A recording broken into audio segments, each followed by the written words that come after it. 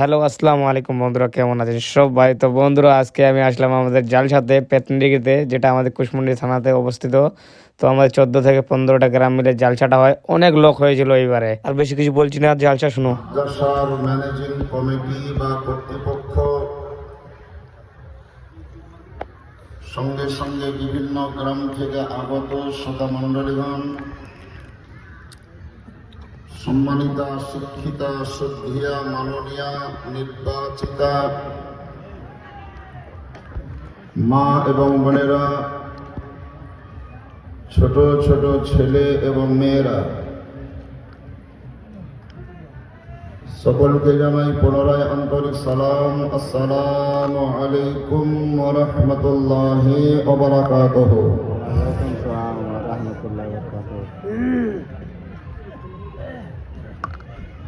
যাবতীয় প্রশংসা সে বিশ্ব নিয়ন্তা মহান স্রষ্টা আল্লাহ তাআলার জন্য,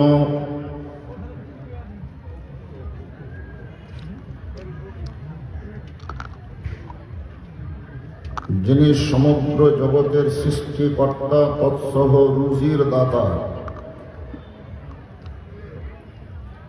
হায়াত এবং মৌতের মালিক, বিচার দিনের স্বামী, ভূপতি, বিশ্বপালক। সেই আল্লাহরই শুকরিয়া আদায় করার জন্য, কৃতজ্ঞতা স্বীকার করে প্রশংসা করার নিয়তে নিজের ইচ্ছাতে আরবি ভাষাতে নির্দ্বিধাতে বিনা বাধাতে নেকি পাওয়ার আশাতে সকলে উঁচু আওয়াজে পড়ুন আলহামদুলিল্লাহ।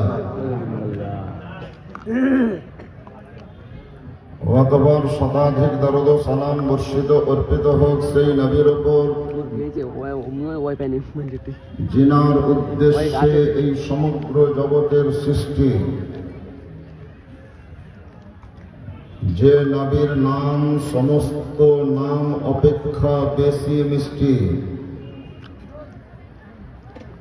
যে নবীর ওসিলায় আল্লাহর হুকুমে আকাশ থেকে জমিনে পড়ে বৃষ্টি, যিনি রসুল আরবি, ইসলাম রবি, প্রেমের ছবি, নুরুন নবী, মা আমিনার লাল, মুরুদ্দুলাল, মক্কার হেলাল, আহমদ মুস্তাফা নবী মুহাম্মদুর রাসূলুল্লাহ, সকলে জোরে পড়ুন সাল্লাল্লাহু তাআলা আলাইহি ওয়াসাল্লামের উপর।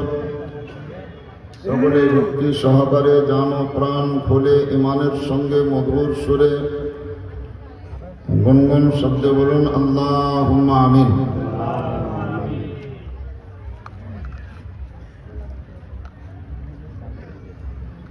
যাক, আপনারা অন্যান্য বৎসরের নাই এই বৎসরও জালসা শুনতে এসেছেন। এই জালসাটা 2 রাত্রি ব্যাপী অনুষ্ঠিত হয়। প্রথম রাত্রি চলে গেছে, আজকে দ্বিতীয় রাত্রি মানে শেষ রাত। আগামীকাল আর হবে না, আজকে শেষ। সেহেতু কেউ গল্প করিয়েন না। মাদ্রাসার জন্ম কবে,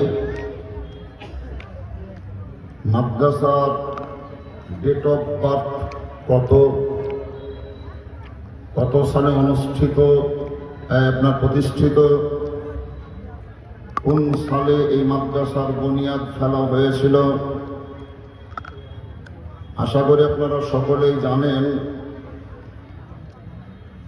আজকের এই বৎসরের জালসা নিয়ে এই অনুষ্ঠানের বয়স হলো 106 বছর। 106 বছর যদি জালসার বয়স হয়, তাহলে আপনারা চিন্তা করেন যে মাদ্রাসার বয়স কত হয়। আমার আওয়াজ আপনারা পাচ্ছেন না, পারেন না, বুঝতে পারছেন না, পারেন না, বুঝতে পারেন না? খুব ঝাঁপ ধরে না মনে হয়েছে। একটা বস দিতে হবে আপনাদের দিকে। মাদ্রাসাটির সাইনবোর্ড দেখবেন, লেখা আছে পেতনি দিঘি গৌসিয়া মুজাদ্দিদিয়া ফাইজুল উলুম মাদ্রাসা। যদিও মাদ্রাসার নামের সঙ্গে পেতনি দিঘি নামটা সিলেক্টেড হয়ে আছে, কিন্তু এই মাদ্রাসা শুধুমাত্র পেতনি দিঘির লোকে পরিচালনা করে না। এই মাদ্রাসা পরিচালনা করে দামোদরপুর, বড় দামোদরপুর, বুড়িগুড়ি, বিসপুড়ি, চুনখই, নানাহারপাড়া, শঙ্করপুর, রসুলপুর, শঙ্করপুর না শঙ্করপাড়া, শঙ্করপাড়া, রসুলপুর, আর একটা কি গ্রাম আছে বিসপুড়ি, ডহুয়াপুড়ি, এই সমস্ত গ্রামগুলার লোক মিলিতভাবে এই মাদ্রাসা পরিচালিত। বেড়ল বেড়ল বেড়ল তো আসল বেড়ল আছে, এটাই আসল একটাও বিড়ালের দরেই গেল। বেড়লে মাথায় রেখে না।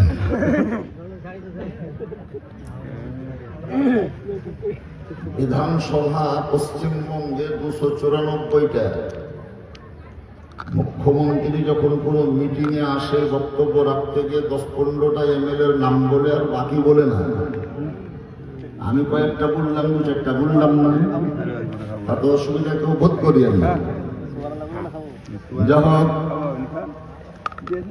আজকের এই জালসা বড় ঐতিহ্যবাহী জালসা, ঐতিহাসিক জালসা। আমি আপনাদেরকে বাংলা ভাষায়, আজকে আমি নতুন এসেছি এটা ভাবিয়েন না, এই বছর আশা নিয়ে আমার কন্টিনিউ ভাবে 5 বার আসা হলো এই স্টেজে। 5 বার, একবার নয়, 5 বার। তাও চাই দেওয়া আছে পুরা। সেহেতু খুব বেশি না চিনলেও মোটামুটি আপনাদের পরিবেশ সম্পর্কে অবগত। ওই বাচ্চাটাকে লাইট মারছে, তো তবুও তোমার ছেলেটাকে আটকাও। 10 টাকা দামের লাইট কিনেছে লাল রঙে, দেখি কত দিতেছে। বাহাদুরি দেখাচ্ছে, আমার ক্ষমতা আছে। এই লাইটের জন্য মেলা লোক ধাঁধাই পড়ে বাড়িতে জিন ঢুকেছে ভেবে অনেক মৌলবীকে দিয়ে বাড়ি বাঁধিয়েছে পর্যন্ত এই লাইটের আতঙ্কে। যাক, আপনাদেরকে আমি বাংলা ভাষাতে কয়েকটি কথাকে মোটা করে বলবো যেন আপনারা সবাই বুঝতে পারেন। আশা করি কেউ বুঝতে পারবেন না এরকম ভাষা আমি বলবো না। মা বোনদেরকেও বোঝাবার মতো করে বলবো, আপনাদেরকেও বোঝাবার মতো করে বলবো।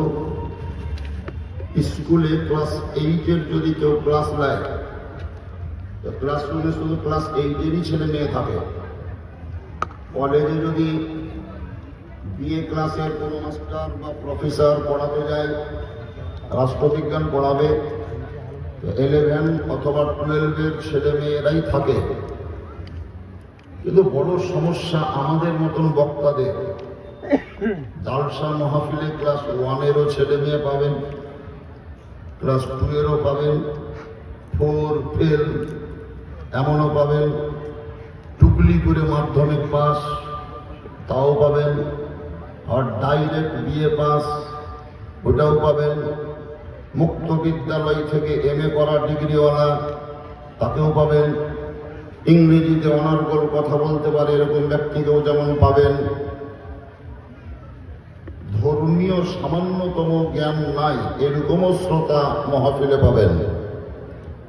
এই কারণে বিভিন্ন দিক চিন্তা ভাবনা করে আমাদেরকে আলোচনা রাখতে হয়। খুব স্ট্যান্ডার্ড ভাবে বললেও হবে না, আর শুধু হাদিসের ইবারত করে গেলেও হবে না, কোরআন শরীফের তাফসীর বলে গেলেও হবে না। সবারই মাথায় যেন একটু একটু করে ঢুকে বুঝতে যেন পারেন, এরকম ভাবনা চিন্তা নিয়ে একটু আমি ওয়াজ করবো বা তাকরীর রাখবো। সবাই মিলে ভক্তি করে নবীর উপরে উঁচু আওয়াজে কার্পণ্যতার পরিচয় না দিয়ে জোরে জোরে একবার দরুদ শরীফ পড়ো না। আল্লাহুম্মা সাল্লি আলা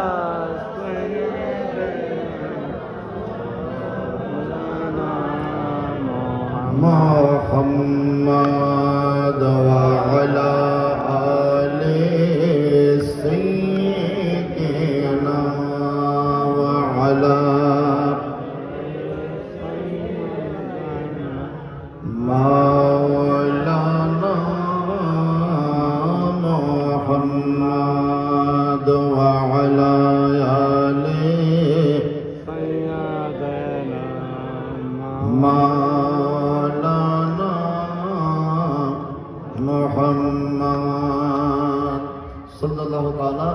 সাল্লাম। কথা বলিও না গো খালা, কথা বলেন না।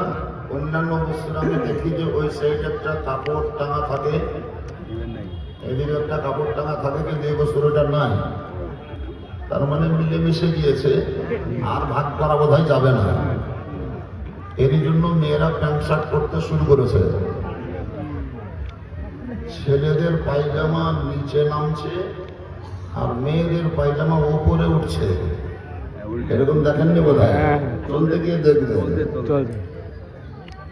সুবহানাল্লাহ, স্বামী স্ত্রী দুইজন একসঙ্গে। তো স্বামীটাকে দেখছি মাথায় টুপি, এবারে কান পর্যন্ত ঢাকা ঠান্ডা, আরে গলা পর্যন্ত সোয়েটার, আবার এতদূর পর্যন্ত এবারে ফাইন সোয়েটার, এখান থেকে এইদিকে প্যান্ট, ভিতরে হয়তো আরো কিছু আছে, পায়ে মোজা, তারপরে ফুল জুতো, আর এই মুখ আর এই থুতনি ছাড়া, হাতের তালু ছাড়া দেহের আর কিছু দেখা যায় না। এটা হলো স্বামীর অবস্থা।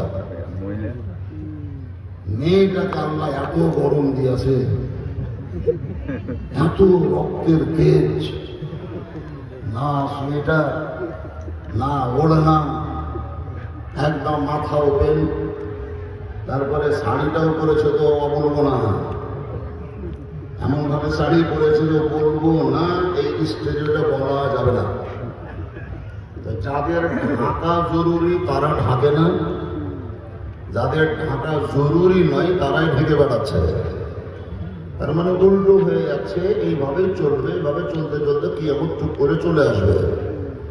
কোরআন শরীফের মধ্যে লেখা আছে আস-সাআতু করিবুন, এর আগে দাদা বুঝি কিয়ামত করিব হ্যায়, কিয়ামত খুব কাছে, কিয়ামত খুব কাছে, খুব কাছে।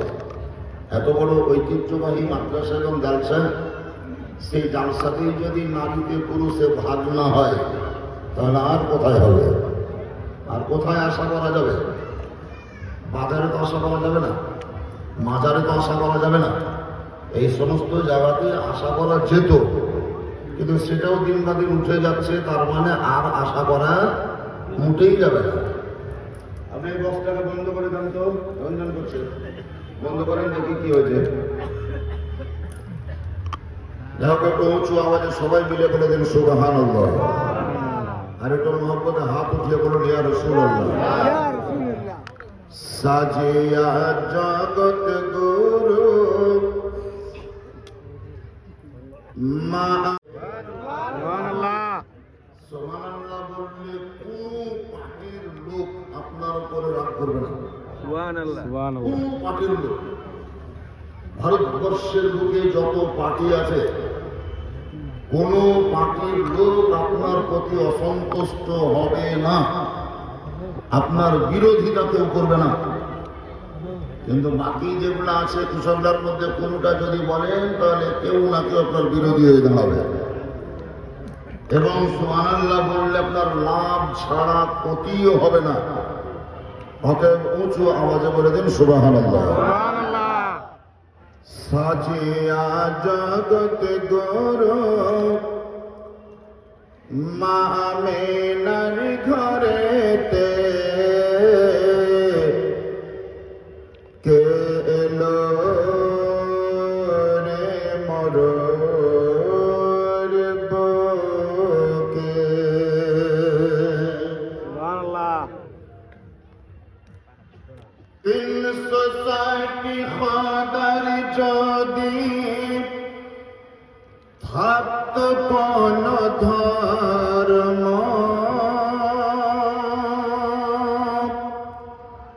খোদাই খোদাই দ্বন্দ্ব লেগে বন্ধ হত কর্ম। একটা অঞ্চলে যদি দুইটা নেতা হয় তো দেখবেন সমাজের কাজ হবে না। এক নেতা চাইবে আমি করব, আর এক নেতা বলবে কি করে তুই করছি কর, তুই করে দেখ, তোর পাওয়ার বেশি না আমার পাওয়ার বেশি। নেতাই নেতাই দ্বন্দ্ব, আর সাধারণ পাবলিকদের হবে না কোন রকমের ছন্দ। রাস্তাঘাট থেকে যাবে মন্দ। যা তা দুইটা নেতা থাকলে যদি সমাজ ভালো না চলে, হাজার হাজার বা শতাধিক যদি খোদা থাকে, তাহলে শতাধিক বা একাধিক খোদা থাকলে জগৎ ঠিকঠাক চলতো, যেটা মানে চলতো না। একই রকম ভাবে চলছে, তার মানে বোঝা যাচ্ছে খোদা কটা? সোসাইটি খোদার যদি থাকতো কোন ধর্ম, খোদাই খোদাই দ্বন্দ্ব লেগে বন্ধ হতো কর্ম। একে খোদার মর্ম,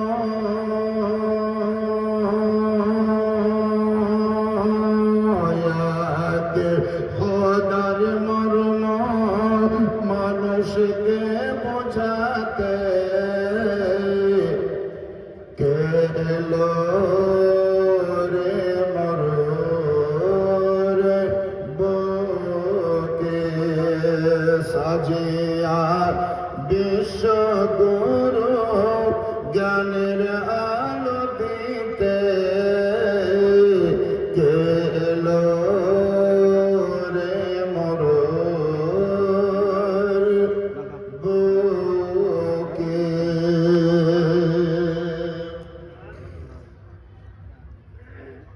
বাপি যখন বেটিকে জিন্দা দাফন করে, বেটি কেন্দে বলে আল্লাহ কেউ তো এসে ঘরে, নির্দোষ মের করে, নির্দোষ মের তরে এভাবে বাঁচাতে কে এলো রে মরর বুকে সাজিয়া জগৎ গুরু জ্ঞানের আলো দিতে কে এলো রে মরর বুকে।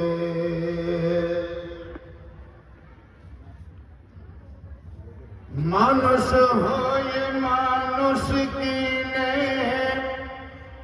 দাস করে রাখে, জানের ভয়ে দাস তারে প্রভু বলে ডাকে। দাস দাসী হইতে, দাস দাসী হইতে স্বাধীনতা দিতে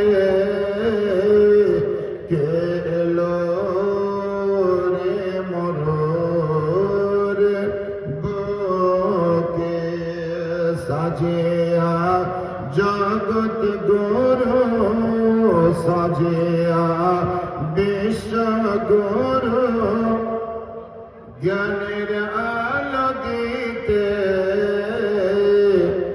কে এলো রে মরর বুকে। মাগনরা আস্তে আস্তে পুরুষ মানুষরা একটু জোরে করুন আসসালাতু আসসালামু